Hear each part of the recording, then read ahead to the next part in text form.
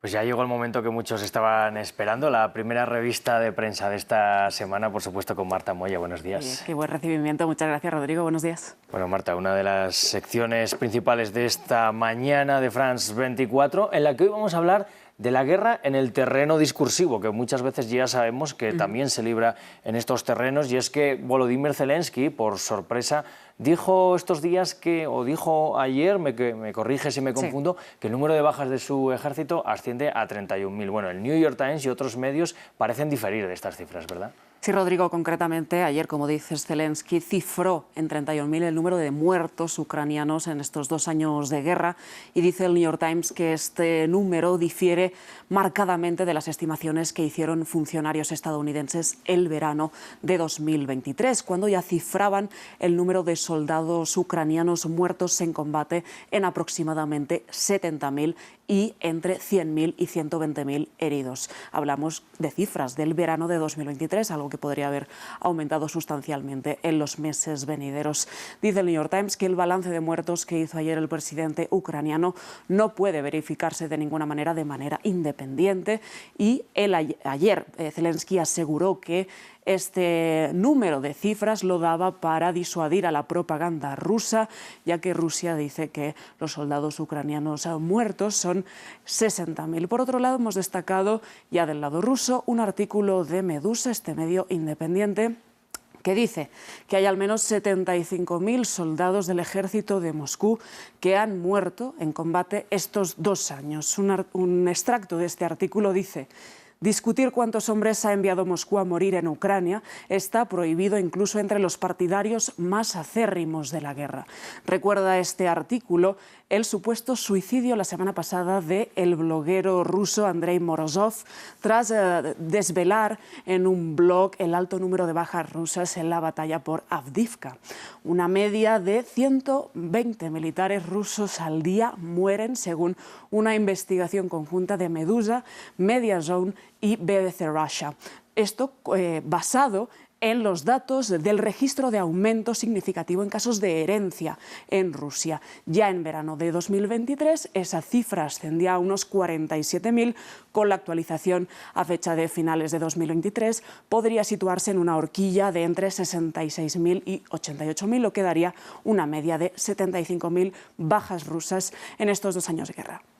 Muy interesante ver cómo están intentando calcular estas cifras, que algún día conoceremos realmente, pero desde luego no va a ser en el corto plazo. Claro. Bueno, vamos a cambiar de tema, seguimos hablando de cifras, pero esta vez en relación al conflicto en Gaza, porque el Financial Times afirma que el gobierno de Netanyahu planea endeudarse este año para fortalecer significativamente ese gasto en defensa. Concretamente, Rodrigo, planea endeudarse 60.000 millones de dólares, además de subidas de impuestos y congelar la contratación gubernamental, todo ello para, como decimos, aumentar su gasto en defensa. El Financial Times cita a la contadora general del Ministerio de Finanzas israelí, Yali Gottenberg, que afirma que Tel Aviv planea endeudarse en unos 60.000 millones de dólares. Concretamente, el gobierno de Netanyahu planea aumentar su partida en defensa este año 15.000 millones de dólares, lo que supone un 85% más del presupuesto para defensa que había antes de la guerra. Antes de la guerra había destinado un 13,5% del presupuesto total de Israel para materias de defensa. Este año se planea subir al 20%, casi 8 puntos más. Un presupuesto que, recuerda el Financial Times, no ha sido aprobado todavía y está en fase de discusión en el poder legislativo, lo que vuelve a asentar una vez más pues esa manera de invertir en defensa que ha aplicado el ejecutivo de Benjamin Netanyahu. Bueno, Marta, pues una consecuencia también de esta guerra en Gaza es esa gran noticia que hemos conocido hoy, es la renuncia de todo el gabinete de la Autoridad Palestina en Cisjordania, pero bueno, ha recaído un poco el peso, ¿no?, en ese primer ministro, que es lo que recoge la prensa.